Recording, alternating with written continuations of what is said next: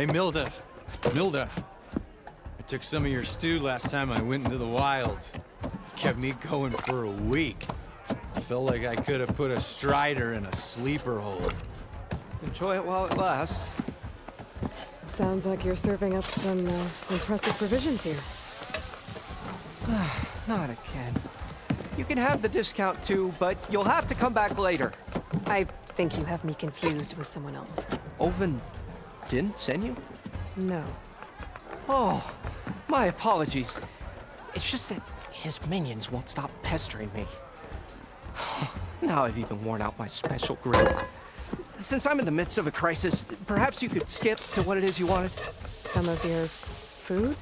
Of course.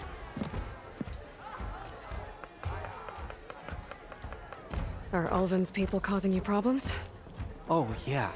They constantly demand my best, but the equipment I need to make my signature dishes isn't built for batch cooking. And don't get me started on the Ulvin discount they feel so entitled to. And if you refuse? I make meals, no trouble. Are Ulvin's people Oh, but... And if... I make me... How did you end up in Chainscrape? Heard about a new and upcoming town at the edge of the frontier. Where there's a town, there's a tavern. I was in need of work. So I got myself out here and started cooking. Some of these people had never tasted proper boars and berries stew before. Anyway, next thing I knew, people kept coming back. Guess they liked my food. Or the ale. How did you end up? Heard about a new and upcoming... Where there's a town, there's a tavern. So I got some of these people... Anyway. Your last customer mentioned your cooking really kept him going out in the wild. Where I'm headed, I could use some of that. I would be happy to oblige, especially since you have the decency to ask pleasantly. But my special groove griddle is no more. Without it, I can't cook any of my signature dishes. I hate to think what'll happen when I'm forced to refuse Ulvin or his goons. Even if I already had the right ingredients, there's nothing I can do. Unless you can source me a temporary replacement? what do you need? For the ingredients, a few pieces of decent wild meat, and I'd say a big handful of bitter leaf stems. That'll do. As for the griddle, a corrugated metal panel might suffice until I can have a new one forged. You'd likely find one in a scrounger pile if you follow the river to the northeast. Don't worry, I'll clean it first. You'll have no issue finding boars and bitter leaf on your way, assuming you're as much a hunter-gatherer as your clothing suggests. Thanks, Mildef. I'll keep an eye out. So that's what gratitude sounds like. And don't let anyone push you around, okay? If you say so.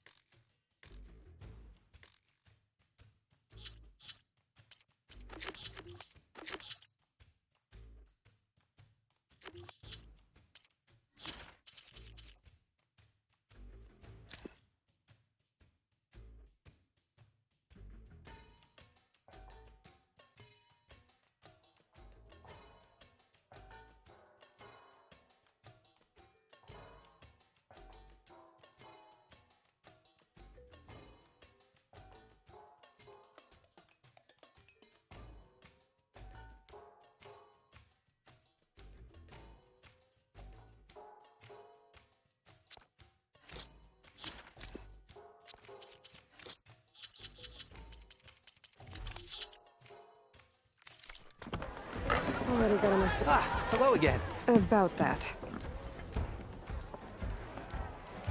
What did you need to make your... A corrugated metal pan. I can use it until I get another groove griddle forged. You could probably pull one out of a scrounge. I'll clean it first. And for the dish itself, then I can... What did you need? A corrugated metal panel, for starters. I can use it until I get another groove griddle forged. You could probably pull one out of a scrounger's scrap pile northeast of here. And for then I can get cooked. I should be good. Right. Hope to catch you soon. Savior, over here.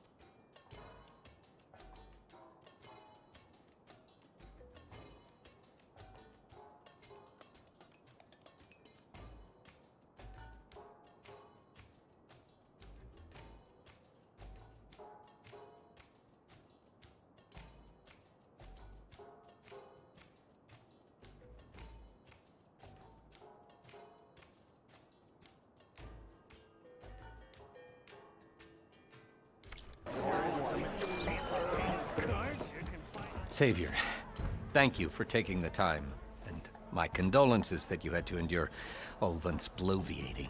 I've dealt with worse. It sounds like he's really trying to put you over the barrel. The idea that the Carja purposely let Bristlebacks into the Daunt, it's completely absurd.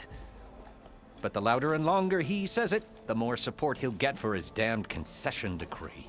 How did the Bristlebacks get into the Daunt? No one knows for sure.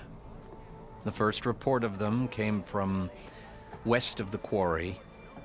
But unless they have wings I don't know about, I don't see how they could have come over the mountains. No other way in. The only way I know about is Barren Light. Look, if you can get to the bottom of this, I can offer a considerable bounty in return. Help me shut Ulvund up. What is this concession decree that Ulvund wants? He wants the Sundom to designate portions of the Daunt as Oseram holdings. Only the portions, mind you, that produce any value. Let me guess. Because he stands to profit somehow? Exactly. With the Daunt under Oseram law, he could secure more investment for their numerous ventures. He can't get those investments without the concession? No. Not while there's a chance the Sundom could revoke their access. Hence, why the concession is so important to him. And why blaming the Carja for the Bristlebacks, no matter how absurd, works in his favor.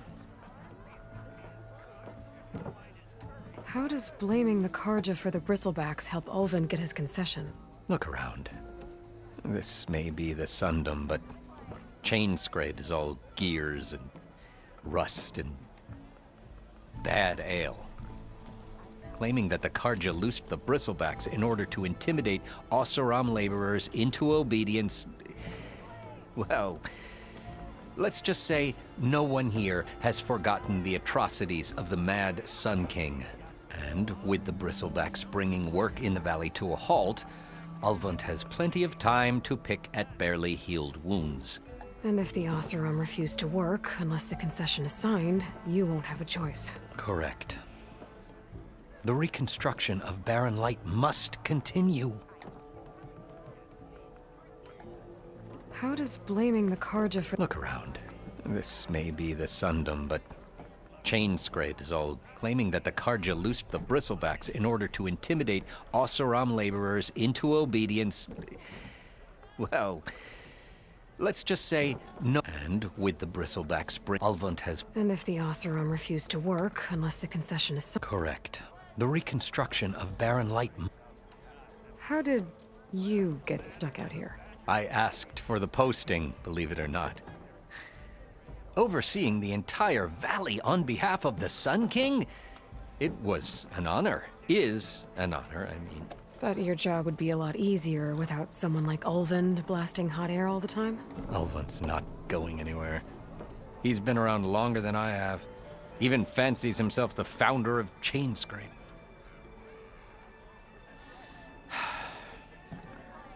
I'll find a way to live with him. I have to. How did... I asked for overseeing the entire... It was an honor. But your job would be a lot like Ulvund blasting hot air? Ulvund. He's been around... Well, I have to. You said the bristlebacks were first spotted west of the quarry? Yes, according to one terrified laborer, said the ground trembled before they came charging down the hillside. He took off and ran all the way here. Good place to start looking, then. If you learn the truth, maybe Ulvund will stop blaming the Carja for every problem under the sun, and maybe then he'll actually focus on rebuilding Barren Light instead. Yes. I need to go. Of course. Do you need some? Okay, Sunlight your path. Savior. time to go. It's been an honor, Savior. Yes. I need to go. Of course. Do you need... Okay. Sunlight your path. Hey! I thought you'd left by now!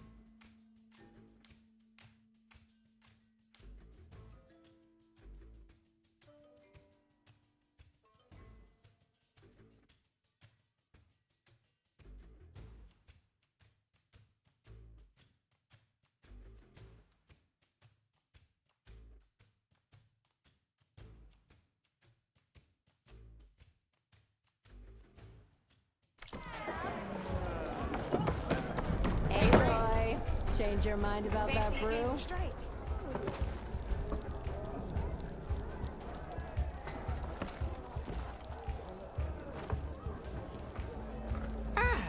Come to revel in some strike, sister?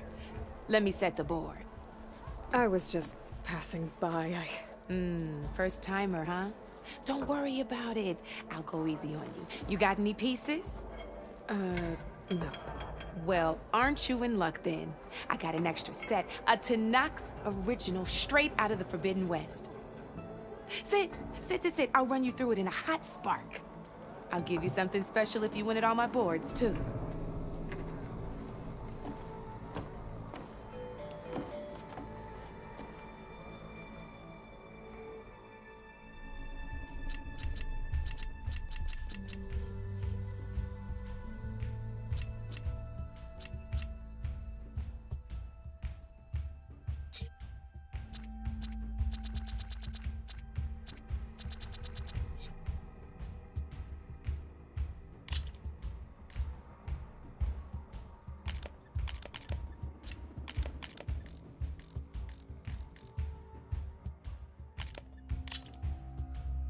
All right, let's start off simple. The Tanakh like to say that Machine Strike is a game of pure strategy. We each get a set of pieces. Each piece represents a kind of machine, and each machine is worth a different number of victory points.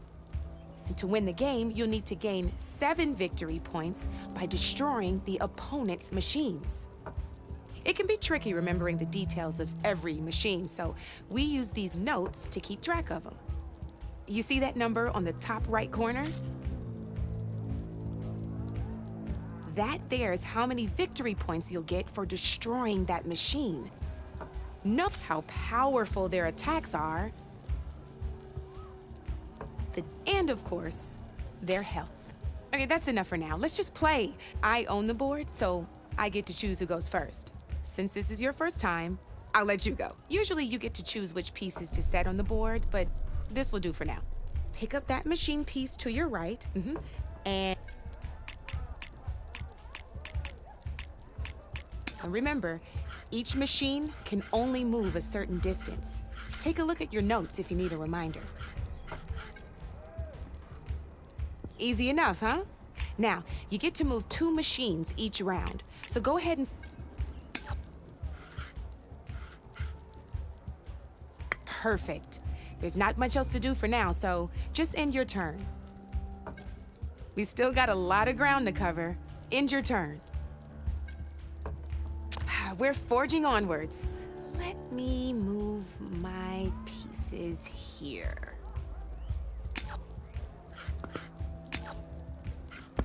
And we're back to you. This time, why don't you try attacking one of my pieces? Try with that machine on your right first. Now move the piece close. When performing an attack, you'll be testing your machine's combat power against the opponent's. A machine's combat power is a combination of the terrain your machine is standing on and its own attack power. This board only has grassland terrain, which has no effect on a machine's combat power. And your current machine has 2 points of attack power. So in total, your machine's combat power equals 2 points. Since my machine isn't the one attacking, it has 0 points of attack power. And just like your machine, it's not affected by grassland terrain. So right now, the difference in combat power, this means your machine can do Did you get all that? Knew you were a smart one. Finish up by attacking.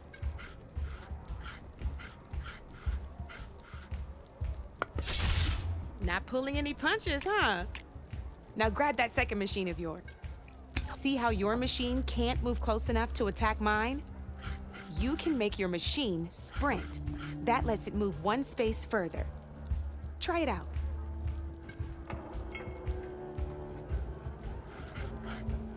Downside to sprinting is that your machine can no longer attack. Now, some players like to take a risk and overcharge their machine in cases like this. Overcharging lets you attack after a sprint, but it will damage your machine's health by 2 points. So use at your own discretion. Let's just overcharge your machine and attack mine.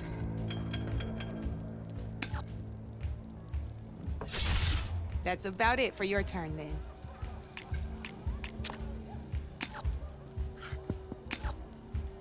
Now, I'll let you in on a neat trick.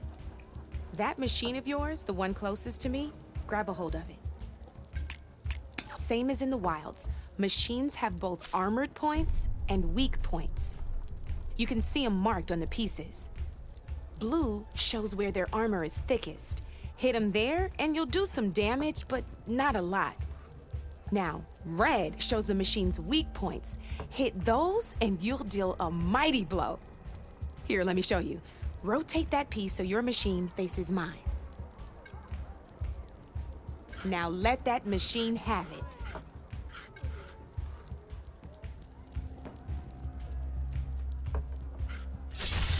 Off the board she goes, and there's your first victory points. You don't have 7 of them yet, so let's keep going. Your machine attacked mine, but hasn't moved yet. Go ahead and move downwards towards my remaining piece.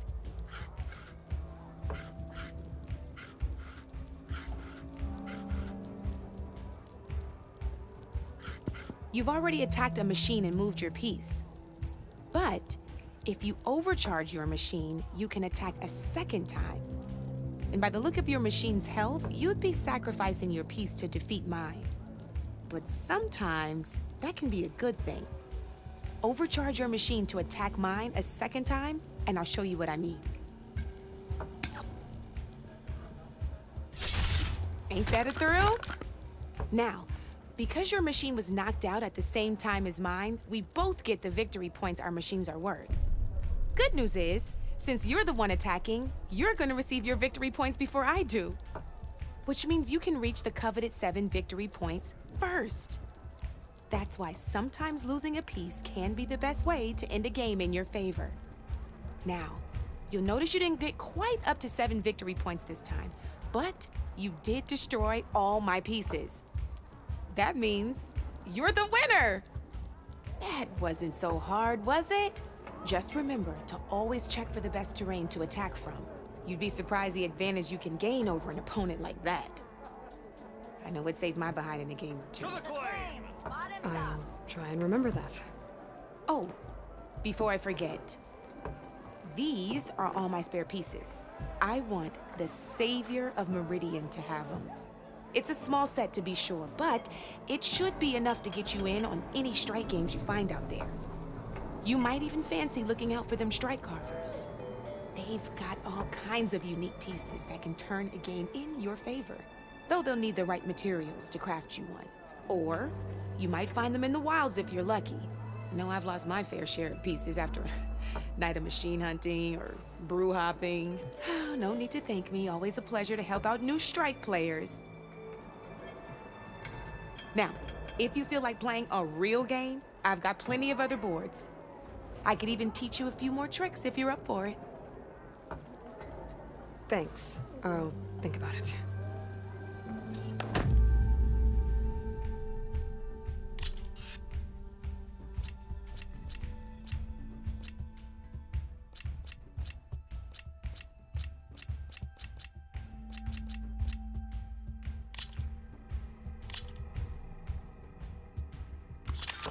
I knew I'd make a strike player out of you yet. How about this time I tell you how to use a board's terrain to your advantage? This one's got all the different terrains you can encounter in a game of Strike. Knowing when and how to use them can mean the difference between victory and defeat. Terrain mainly affects your machine's combat power. As you know, when fighting an opponent's machine, you compare its the higher your machine's combat, so finding the right terrain is an essential strategy for overpowering your opponent. Here, I'll show you. Grab that piece to your left and move to attack my machines. Now let's take a look at your machine's combat power. Combat power is the sum of a machine's attack power and the value of the terrain it's standing on. Since your machine is attacking, it's also standing on forest terrain with a value of 1 point. Add those together, my machine is standing on grassland terrain with a value of 0 points. It's also not attacking, which means their attack points aren't in play. So my combat power, this means your machine. Go ahead and test it out. Come on, let that machine.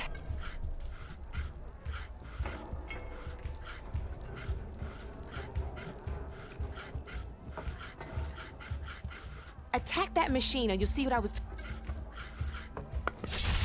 There you go. Now, choosing the right to, it can also help defend your machines from it. Grab your other piece and place it in front of my second machine. Since it's standing on grassland terrain, this terrain has a value of 0. This means my machine can't use their attack power since they're defending their position. But they have the higher ground. They're standing on forest terrain. This means my combat power adds up to 1 point. Now, the front of my machine is colored blue. This means that the spot you're about to attack has armor protecting it, which means my machine gets an extra point, giving it a total of 2 combat power points. If we compare the combat power of both machines, you'll see that you won't be able to do any damage. Whenever you're unable to top an opponent's combat power, you can still choose to attack and break their machine's defenses instead. Go ahead, try it out and see what happens.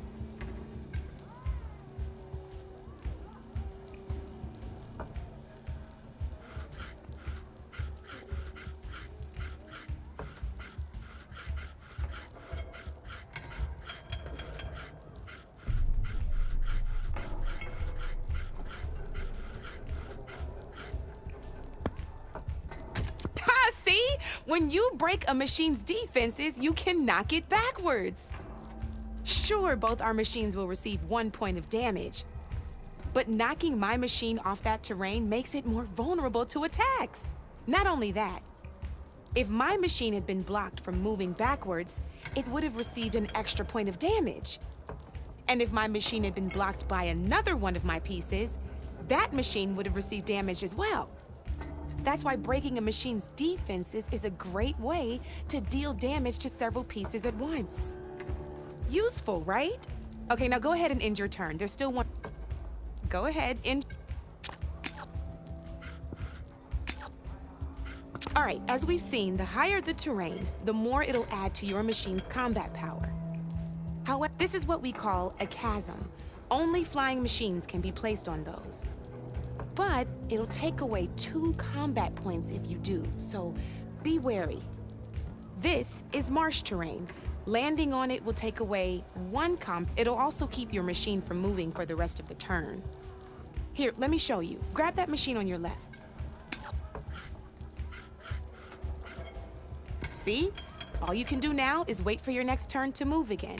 Or you can overcharge your machine to get out of there. You can still attack any nearby enemies so you're not completely helpless. Well, I think that's enough yammering from me for now.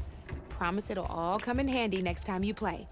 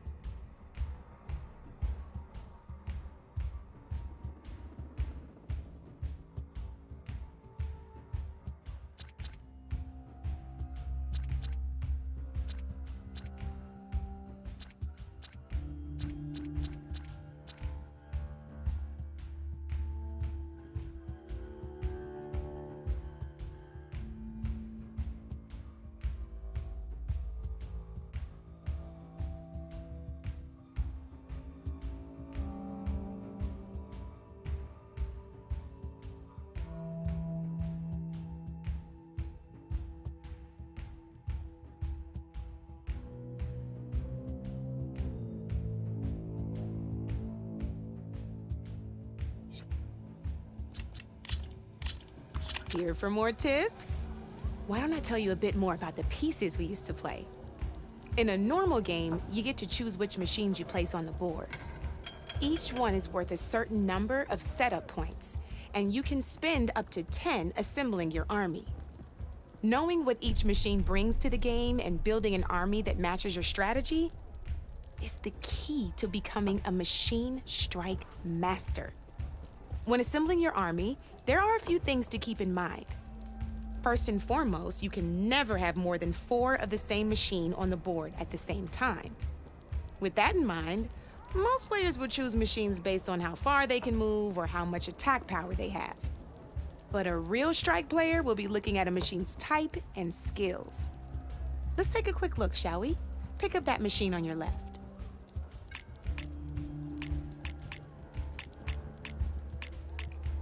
All right, let's talk about the different ways in which a machine attacks its opponent. In other words, its machine type. If you look at your notes, you'll see this machine here is a melee type. You can also tell by the shape of the base the piece stands on. A melee type machine attacks the first enemy within range, and no one else. We've seen this plenty of times, so just move that piece forward so I can show you some more stuff. Great, now grab your other machine. Looks like we've got ourselves a gunner-type machine here. This means they'll only hit the farthest enemy in their attack range. Let's move that machine forward and end your turn so we can take a look at the rest of the pieces. Let's go with this piece first. This is a ram-type machine. Attack an enemy with it, and it'll push the piece backwards. Like this. See, now my machine has taken over your machine's spot on the board. This is a great way to take the advantage away from your opponent if they have the higher ground. Looks like we have one more piece to look at. Now this is a beauty of a piece, a dash-type machine. When it attacks, it'll move to the end of its attack range and damage every machine in its path, including your own. So make sure you take a good look at the board before you send it off to the races. You should also make sure it's able to finish its attack on an empty spot. Otherwise, you won't be able to attack at all. Here, I'll show you.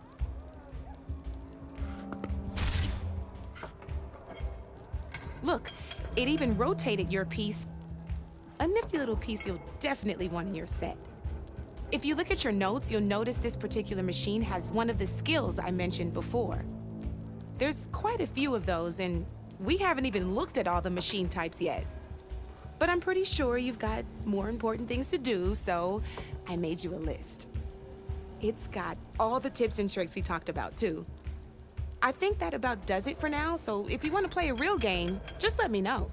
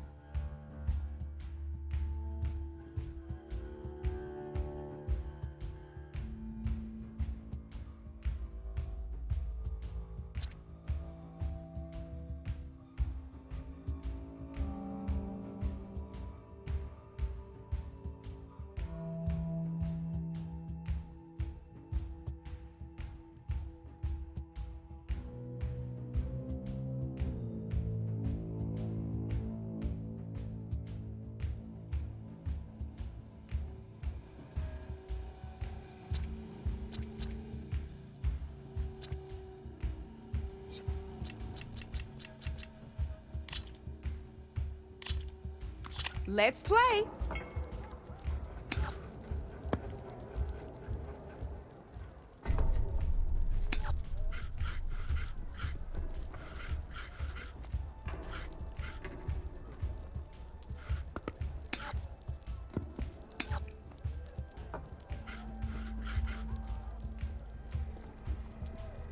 I'm up.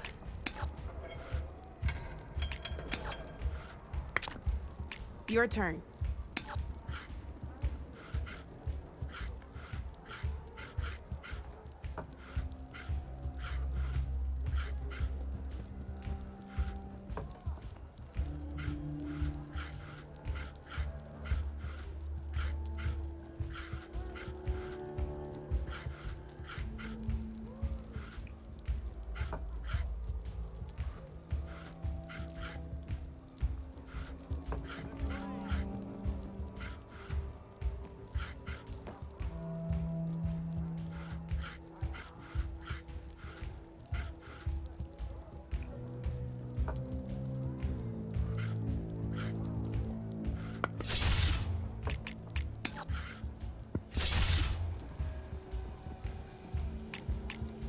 Time to make my move.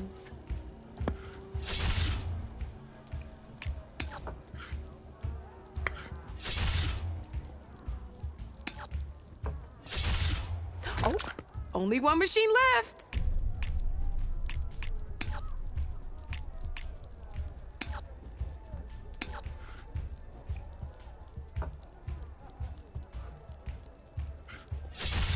That was brutal.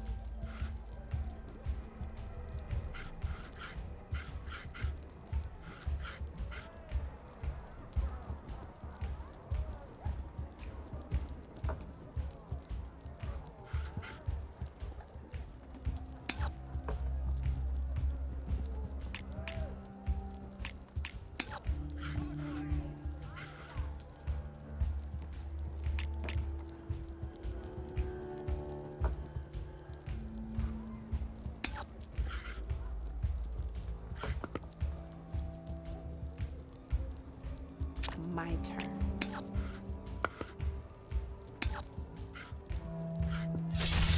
That's the game. You up for a rematch? Here we go.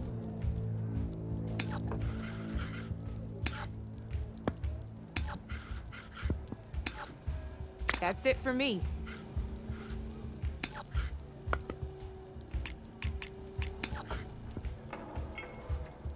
Time to get serious.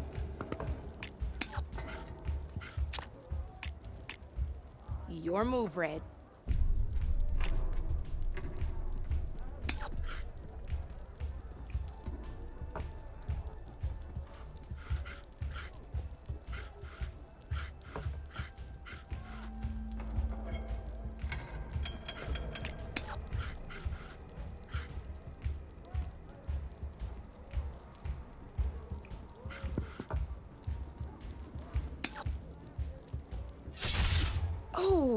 hit that weak spot all right.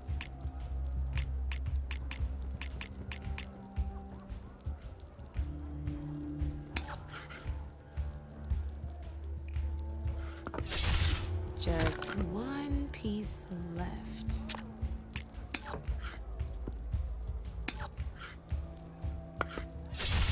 Ah, off the board it goes.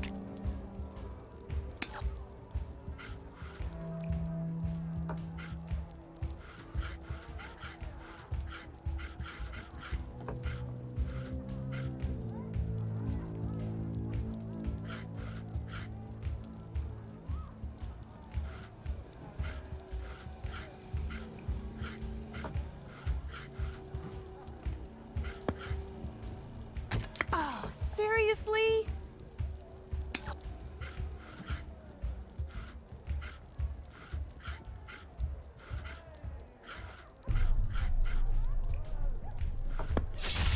You got me. Fair and square. Good luck.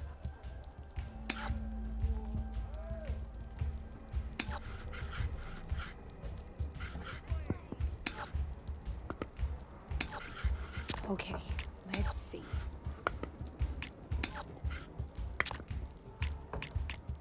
You're up, Red.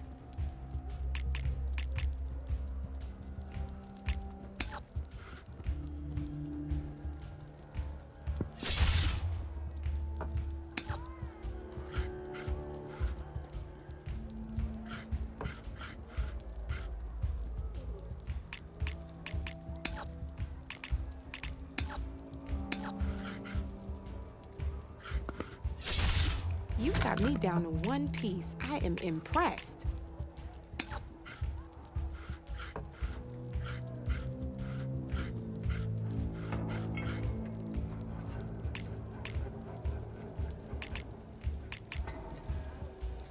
My turn.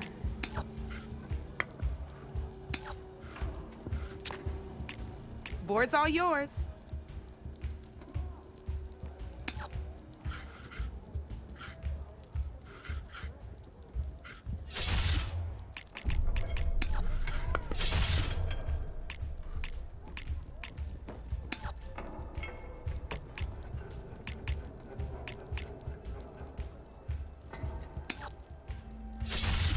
Oh, I thought I had that one. This is gonna be fun.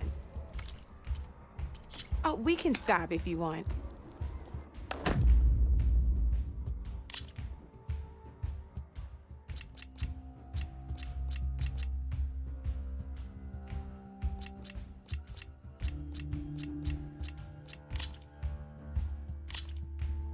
Let's do this.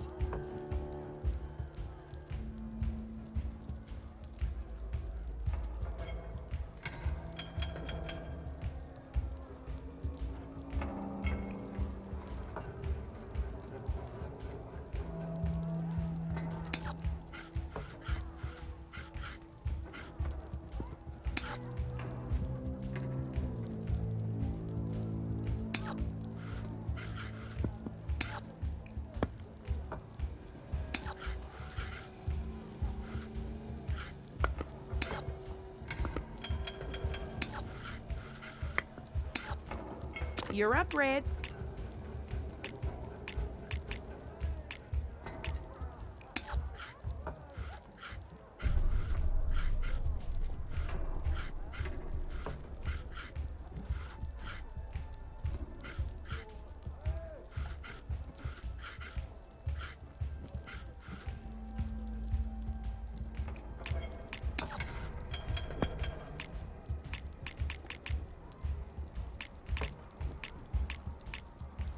Time to get serious.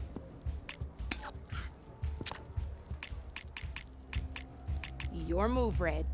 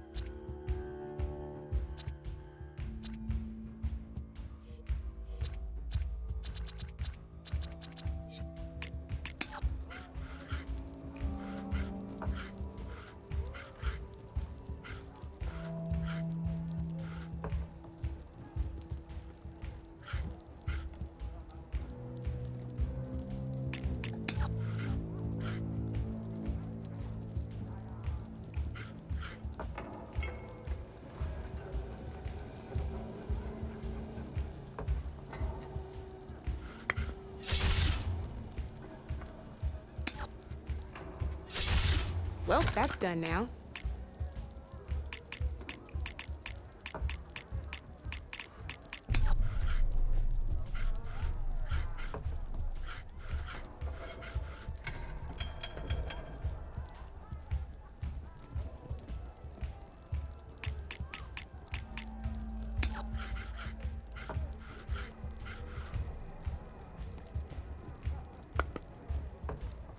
I'm up.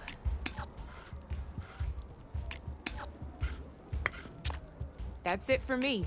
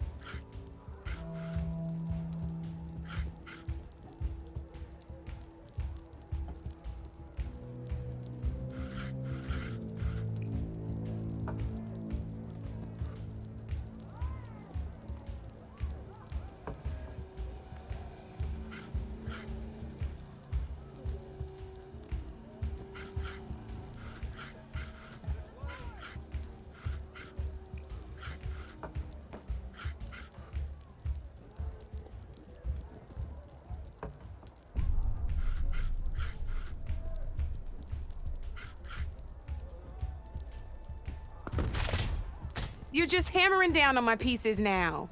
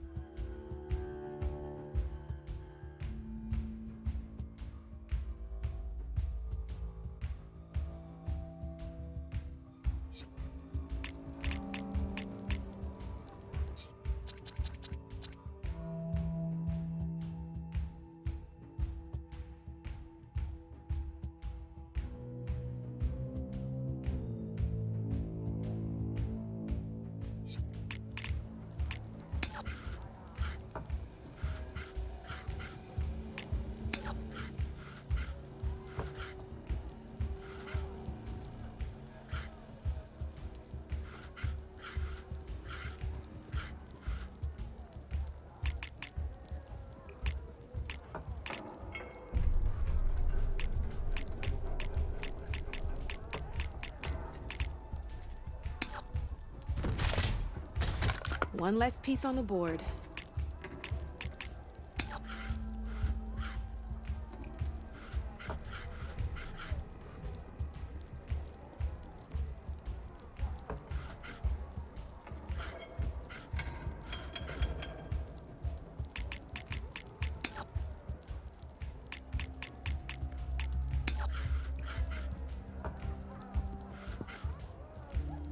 You are on a roll.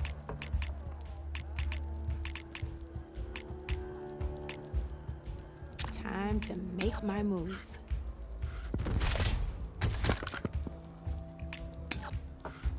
Knocked right off the board.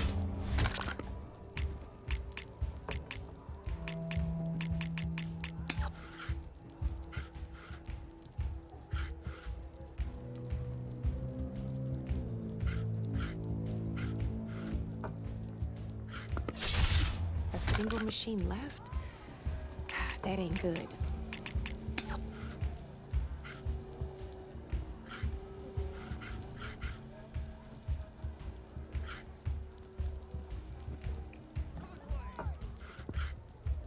Okay, let's see.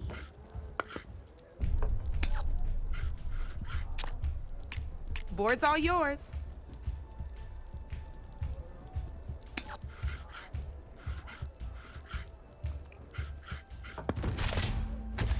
Ah, looks like I lost.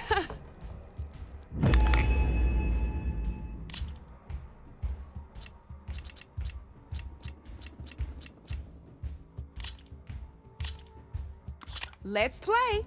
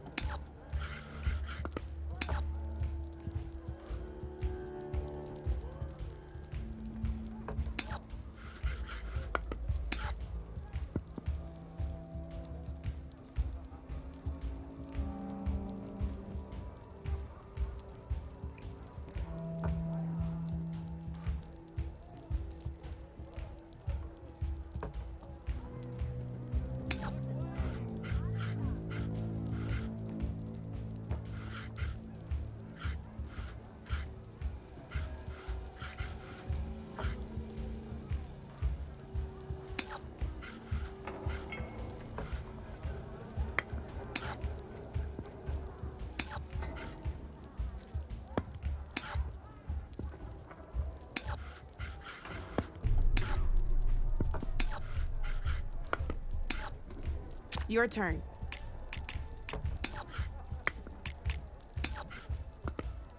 Time to make my move.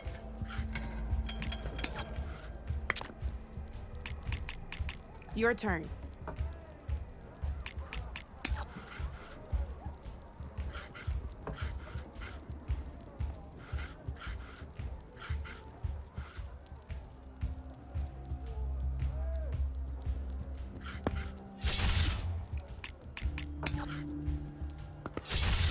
Well, that's done now.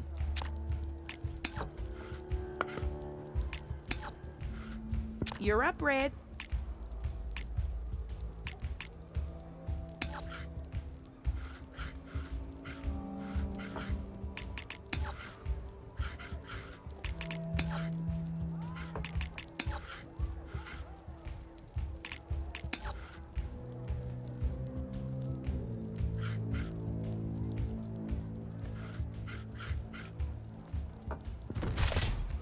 You're just hammering down on my pieces now.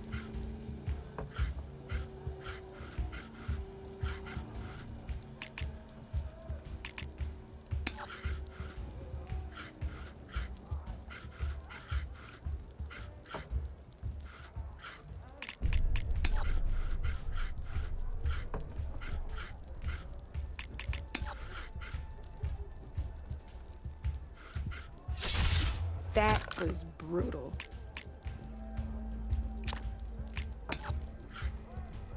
I'm up.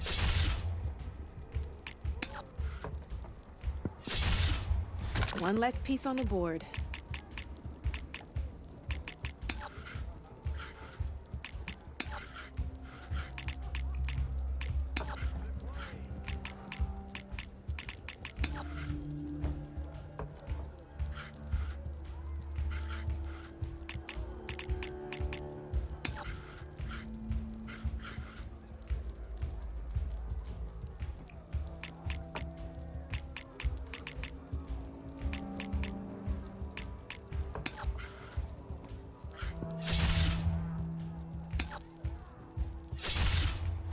Knocked right off the board.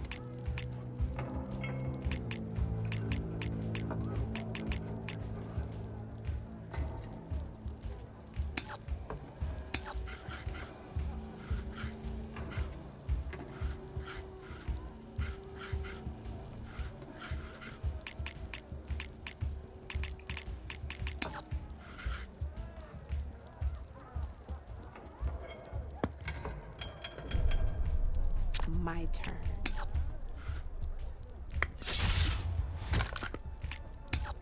Ah, off the board it goes.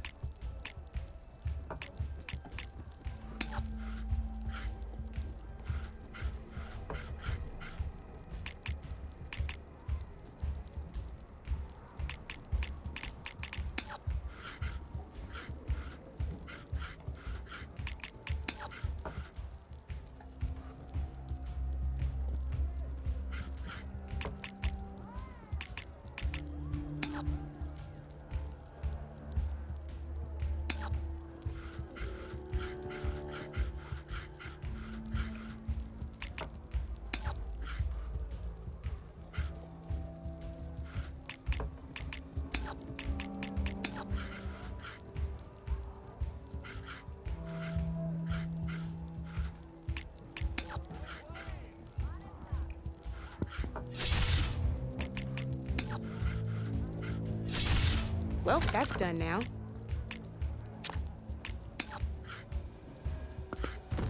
Time to get serious.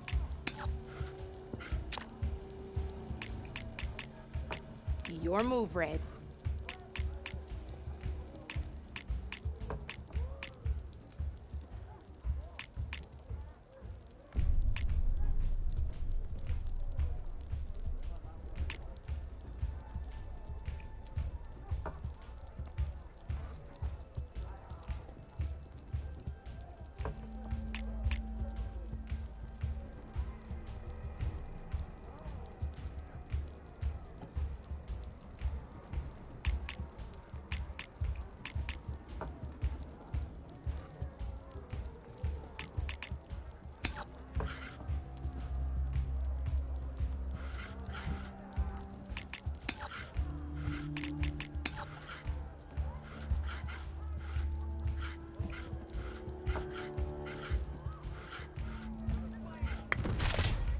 Whoa!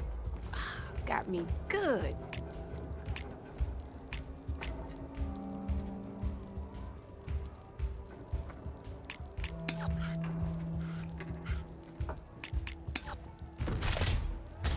Just one piece left.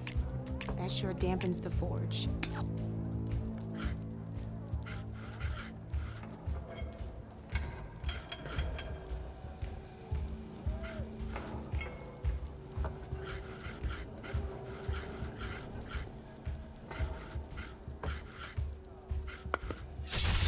Now that was a game, even if I lost.